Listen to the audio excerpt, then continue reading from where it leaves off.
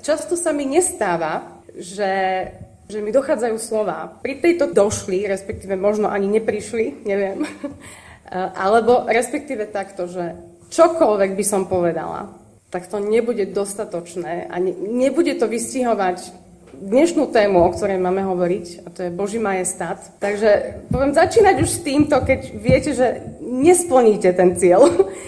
100% ho nesplníte, ale na druhú stranu možno tá naša pozícia, ktorú si musíme uvedomiť, že keď máme hovoriť o majestátnom Bohu a o Božom majestáte, tak nám dochádzajú slova. Dochádza nám predstavivosť, dochádzajú nám všetky naše možnosti, ako to opísať. Hej. Takže aj Pavol vlastne hovorí, že len z čiastky poznávame, z čiastky prorokujeme. Aj čítame, že doteraz totiž vidíme len hmlisté obrazy, akoby v zrkadle, ale potom tvárou v tvár. Doteraz poznávam čiastočne, ale potom poznám tak, ako aj mňa poznal Boh. Takže keď si to Pavol dovolil povedať, tak aj ja si to dovolím povedať, že naozaj bude to veľmi obmedzený a taký neúplný pohľad ľudský, ale vďaka Bohu vôbec zaň. Hej, že vôbec nám to Boh umožňuje, že sa môžeme k nemu dostať a poznávať ho. A v podstate týmto chcem, aby sme naozaj všetci začali. To je naša skutočná pozícia pred Bohom a pred Božím majestátom. Pozícia pokory a pozícia, že Pane, ja som neporovnateľne menšia, neporovnateľne obmedzenejšia ako si Ty. To slovo majestát pochádza z latinčiny a vyjadruje veľkosť alebo vznešenosť. A vlastne keď hovoríme o Božom majestáte, tak hovoríme o Božej veľkosti, o Božej sláve. A hovoríme o tom, že Boh kráľuje nad všetkým, že je vznešený.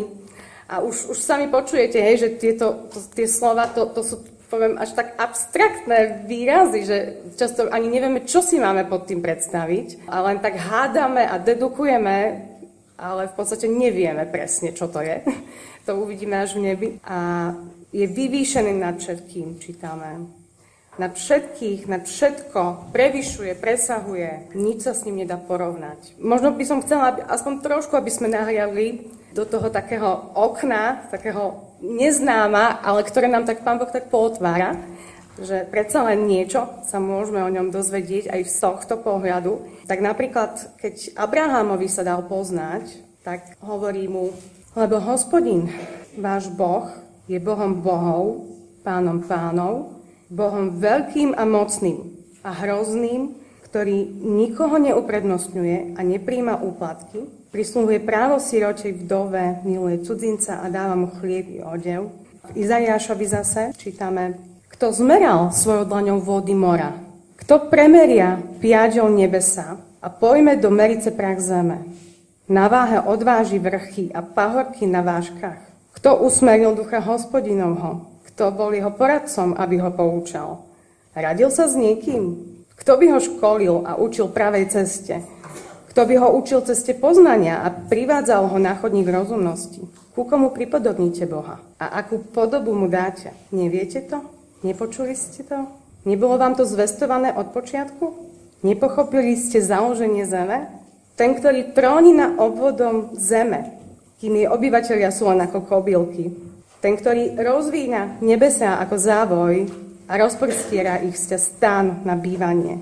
Ten navnívoč privádza hodnostáru a sudcov zeme mení na márnosť. Komu ma teda pripodobníte? Komu sa budem rovnať, vraví svätý? Zdvihnite vozvíš svoje oči a vidíte, kto to stvoril.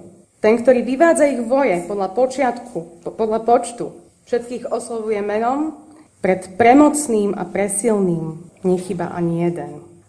To sú pre nás také do veľkej miery abstraktné veci, ale na druhú stranu už vidíme, ako Pán Boh dáva vôbec ľudstvu tú možnosť aspoň z časti poznávať jeho stvorenie, jeho zákony, jeho samého. Aj tam, poviem, mnoho máme proste medzery a otázniky a len tušíme a len si myslíme. Ale je to pre každého až také fascinujúce, keď to môžeme pozorovať, že čo vlastne Pán Boh vytvoril. V Žalme 139 čítame, obklúčuješ ma z okol vôkol, svoju dlaň kladieš na mňa.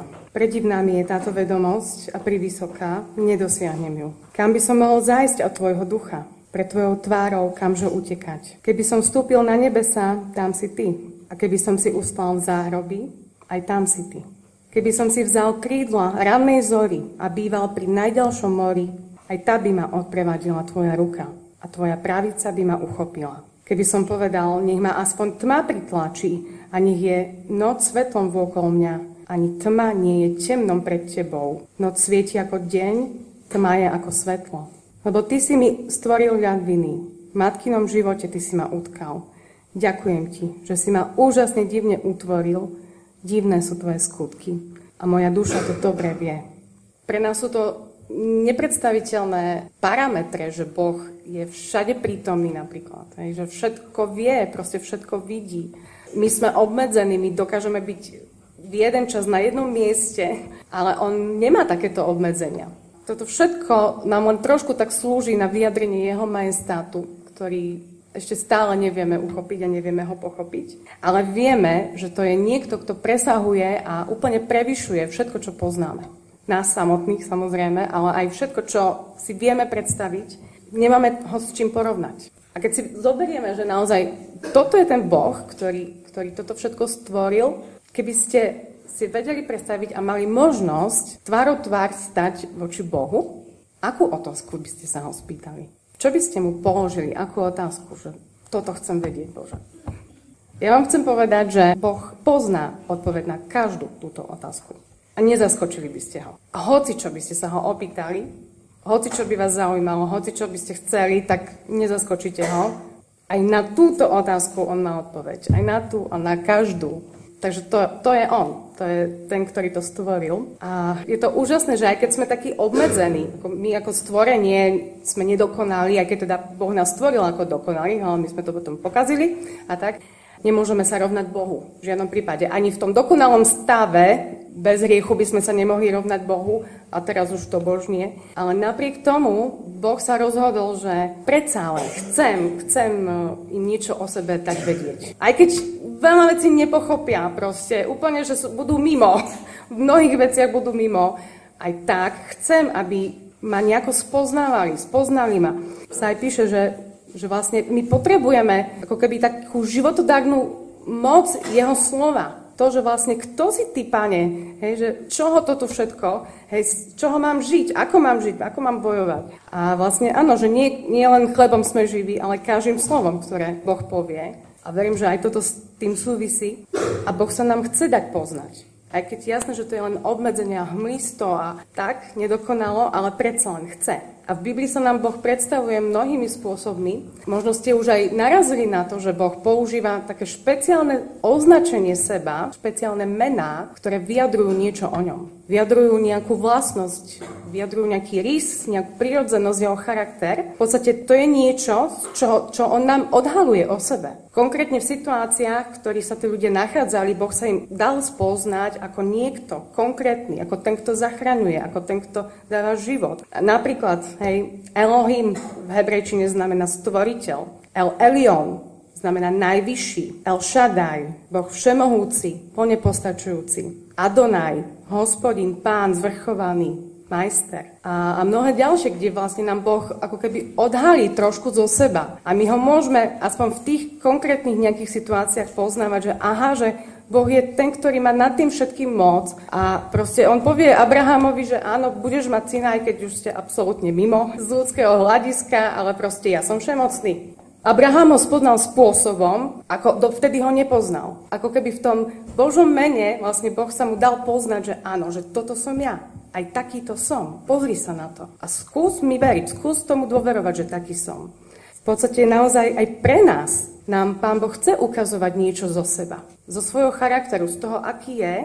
A my ho takisto môžeme poznávať v našom živote, že on je ten El Shaddai, že je ten Adonai. A možno ale v konkrétnych situáciách až tam si to vieme reálne tak viacej uvedomiť. Lebo je to iné, keď to len poznám ako slovo a je iné, keď ja to zažijem. Reálne situáciu, že Boh sa dokáže ako ten, ktorý ma z toho vytrhne a proste je najvyšší nad tým. To len slabý ľudský pokus opísať to, kto je Boh a čo vytvoril, čo urobil. Je to len niečo, čo môžeme taký odlesk z toho vidieť, že Bože, je tam kus teba, ty si to stvoril, ale ešte stále ty si väčší ako toto všetko. Je to úžasné, ale ešte stále to nie je to, čo si ty. Hej, ešte si niekde inde. A teda nech počujeme, čo Boh hovorí sám o sebe. Ja som až do vašej staroby ten istý, hovorí Izaiáš. Až do šedín vás budem nosiť. Ja som učinil, ja ich dvíham, ja ponesiem i zachránim. Ku komu ma pripodobníte a prirovnáte? Ku komu primeriate, aby sme si boli podobní? Spomínajte na pradávne minulé veci, že ja som Boh a niet iného. Som Boh a mne rovného niet. Ja od počiatku zvestujem budúce veci a od pradávna to, čo sa ešte nestalo. Ja vravím, môj zámer sa splní a uskutočním všetko, čo chcem. Ja privolám orla z východu, muža môjho zámeru z ďalekej krajiny. Ako som povedal, tak ho privediem. Ako som si umienil, tak to uskutočním. Počúvajte ma, vy zatvrdili srdcom, ktorí ste ďaleko od spásy. Priblížil som svoju záchranu. Nie je ďaleko a moja spása nebude meškať. Dám spásu Sionu a svoju slávu Izraelu. Boh vie, že sme častokrát mimo a že sme ďaleko. A práve preto nám hovorí, že ale ja chcem byť pri vás. Keď vidíme tú nedosiahnuteľnosť a tú neopísateľnosť, tak môžeme fakt tak len stáť a pýtať sa, že Pane, teda prečo si ma stvoril? Prečo vlastne ty, Elohim, Boh stvoriteľ, vlastne mňa si stvoril? A takisto vlastne Izaiáš nám dáva dosť jasnú odpoveď.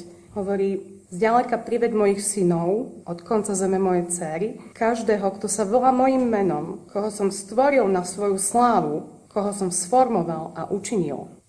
Čiže on ťa stvoril na svoju slávu. To je dôležitý fakt. A ešte potom v zjavení nám hovorí, hoden si, Pane a Bože náš, prijať slávu, česť aj vládu. Lebo ty si stvoril všetky veci, tvojou vôľou trvali a boli stvorené.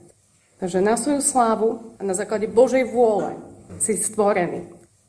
Vlastne v hebrejčine to slovo sláva, dá sa ním vyjadrovať aj taký správny názor alebo správny odhad, správne nejaké pomenovanie. A tým, že sme vlastne stvorení na Božiu slávu, tak nám to hovorí, že to je naše poslanie, že máme žiť tak, aby sme vlastne celému stvorenstvu vyjadrovali taký ten správny obraz o tom, kto je Boh. Alebo vlastne, aby sme ho odzrkadlovali, reprezentovali ho, jeho Boží charakter. A vlastne, že môžeme a máme žiť vlastne podľa jeho vôle, máme naplňať jeho vôľu a takisto vlastne to vyjadrenie z Božej vôle znamená aj ako keby k jeho potešeniu. On nás stvoril, lebo nás chcel. Nie preto, že tak mal by som, niečo teda urobím. On nás chcel. On teba chcel stvoriť. A chcel mať z teba potešenie a má z teba potešenie. A ja verím, že ak budeš hľadať odpovede na tieto otázky, tak prídeš aj na odpovede v zmyslu svojho života. Prečo vlastne som tu? Prečo som stvorený? Na čo som stvorený? Poviem, ak sa tomuto minieme, tomuto zámeru, tak minieme sa dosť podstatnej veci. Ak nežijem preto, alebo nežijem tak, ako ma Boh stvoril, tak je to skôr také len prežívanie, taká nejaká existencia, ale nie je to skutočný život, ten taký plný, naplnený. A možno tak otázka pre každého z nás. Skúmajme sa, že naplňam Boží zámer, s akým ma Boh stvoril? Naplňam? A čo mi bráni byť a robiť na to, na čo som bol stvorený? Aj napriek tej nedoziernej veľkosti, aký Boh je, tak on je úžasný v tom, že hovorí, že nebesa sú môjim trónom a zem je podnožou mojich nôh. Čo za dom by ste mi mohli postaviť? Kdeže je miesto, kde by som si odpočinul? Všetko toto urobila moja ruka, tak vznikli všetky tieto veci. Nie výrok Hospodinov. Ale na toho zhliadnem, kto je pokorný a zronený v duchu, kto sa zachveje pred môjim slovom. Tento úžasný, veľký a nedozierný Boh, on zhliadne na toho, kto je pokorný a zronený v duchu. A tiež hovorí, že znešený, vyvýšený, obyvateľ večnosti, ktorého meno je svätý, prebývam na výšinách a vo svetosti, ale aj pri tom, kto je skrúšený a pokorný duchom, aby som oživil ducha pokorných a oživil ducha skrúšených.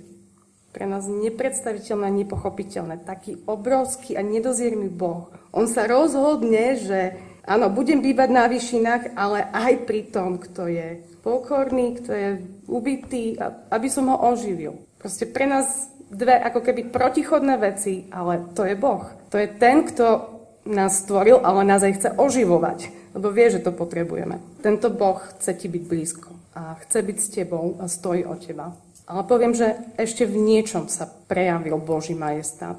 Niečom, čo zase veľmi asi nechápeme, ale hovorí to o úžasnom Božom srdci, o úžasnom Božom záujme o každého z nás. A v Kolosenským sa píše o Ježišovi. V ňom máme vykúpenie, odpustenie hriechov. On je obrazom neviditeľného Boha, prvorodený pred všetkým stvorením, lebo v ňom bolo stvorené všetko, čo je na nebesiach aj na zemi. Viditeľné aj neviditeľné. Tróny, pánstva, kniežatstva, mocnárstva. Všetko je stvorené skrze Neho a pre Neho.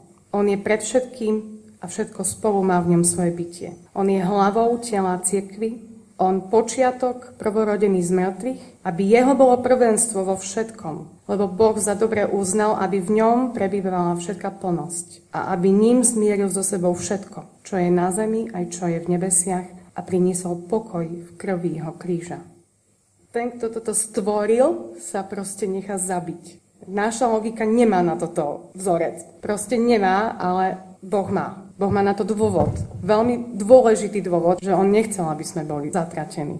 Nechápeme, ale Boh nám ukazuje niečo zo svojho majestátu. Ten veľký a nedozierný Boh má tak hlboké srdce, tak túži po nás, že toto bol ochotný urobiť, pretože každého jedného stvoril pre svoju slávu, zo svojej vôle a urobil toto, aby náš život odrážal jeho veľkosť, jeho majestát, jeho charakter. Ale to, čo chcem, tak aby on vo mne konal svoje dielo. Nechápem ako, ale on to môže, lebo on je ten, ktorý má majestát, ktorý nemá nikto iný. A chcem zakončiť takou výzvou pre nás. Boh ti dal toto, čo mu dáš ty. Ako mu chceš odpovedať? V žalmoch sa strašne veľa píše v podstate o Božej veľkosti. Veľmi imaginárne, do veľkej miery nepredstaviteľné, ale verím, že raz to uvidíme, tvárou v tvár. Raz ho uvidíme. Nech nám slúži za takú motiváciu aj za takú výzvu, aby sme žasli nad Božím majestátom, ale aj aby sme sa aktívne k tomu postavili. Aby sme aktívne mu ďakovali svojim životom a chválili ho svojim životom. Prečítam 145. žalm. Budem ťa vyvyšovať, Bože môj, kráľu, na večné veky dobrorečiť tvojmu menu. Budem ti dobrorečiť každý deň, na večné veky chváliť tvoje meno. Veľký je Hospodin a všetkej chvály hoden a jeho veľkosť nevystižná. Nech pokolenie pokoleniu vychvaluje tvoje diela a hlása tvoje mocné skutky. Chcem uvažovať o nádhere tvojej slávnej veleby, o tvojich predivných činoch. Hovoriť budú o sile tvojich úžasných skutkov a ja rozprávať budem o tvojich veľkých činoch. Rozhlasujú pamiatku tvojej veľkej dobroty, plesajú nad tvojou spravodlivosťou. Ľútostivý a milosrdný je Hospodin, zhovievavý a veľký v milosti. Hospodin je dobrotivý voči všetkým. Jeho milosrdenstvo sa rozprestiera nad všetko jeho stvorenie. Hospodine, nech všetky tvoje skutky vzdávajú ti vďaku a tvoji zbožní nech ti dobrorečia. Nech hovoria o sláve tvojho kráľovania a tvoju moc nech zvestujú, aby hlásali synom ľudským tvoje mocné skutky, nadmernú slávu tvojho kráľovania. Tvoje kráľovanie je kráľovaním všetkých vekov, cez všetky pokolenia tvoje panovanie. Hospodin podopiera všetkých padajúcich a pozdvihuje všetkých skľúčených. Na teba sa upínajú oči všetkých a ty im načas dávaš pokrm. Otváraš svoju ruku a všetko živé sítiš podľa ľúbosti. Spravodlivý je Hospodin vo všetkých svojich cestách a milosrdný vo všetkých svojich skutkoch. Blízky je Hospodin všetkým, ktorí ho vzývajú. Všetkým, ktorí ho vzývajú v pravde. Plní želania tým, ktorí sa ho boja. Čuje ich volanie a pomáha im. Hospodin chráni všetkých, ktorí ho milujú, vyhladzuje však všetkých bezbožných. Ústami budú ohlasovať chválu Hospodinovu a nech každé telo dobrorečí jeho svätému menu na večné veky. Na mnohých miestach, aj tu v tomto žalme, sme vyzývaní vzdávať chválu Bohu. A ja chcem nás teraz vyzvať, aby sme sa k tomu postavili nejako. K tomu, čo Boh urobil a k tomu, kým je. Tak Nech nám v tom on pomáha, lebo ani to nedokážeme sami. Ale verím, že nás samých to môže pozdvihnúť